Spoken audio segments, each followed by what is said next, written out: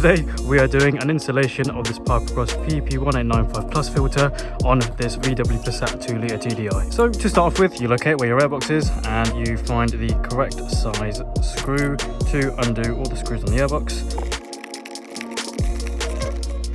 Alright, so now all the screws are loose. You simply lift the airbox and here is your filter. That's it. Here is your air filter.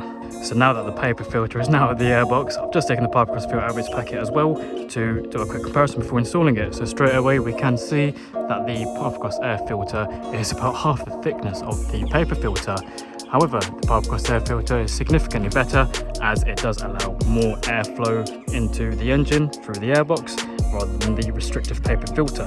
Being a foam filter, as said, allows maximum airflow, but also at the same time captures all those dirt particles. The Plus filter having two different foams, the top foam to capture the larger particles and the second foam capturing the smaller particles. Right, so that's a quick explanation done. Let's install this thing.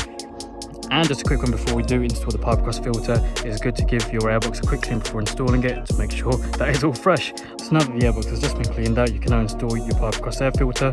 Always ensure that the foam side of the filter is facing the way the air enters the airbox, in which case it is facing down. Just quick, nice and easy to install, just push it in and that's it, that's all installed. Time to get rid of this. Okay, now that the paper filter has been disposed, it's time to put your airbox back on.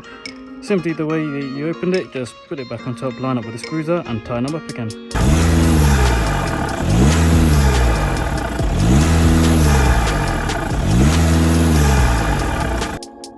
Alright guys, that's the PP1895 Plus filter installed. It was such an easy fit, so easy, your nan's cat could even fit an air filter. So what are you waiting for? Order your Pipercross air filter today.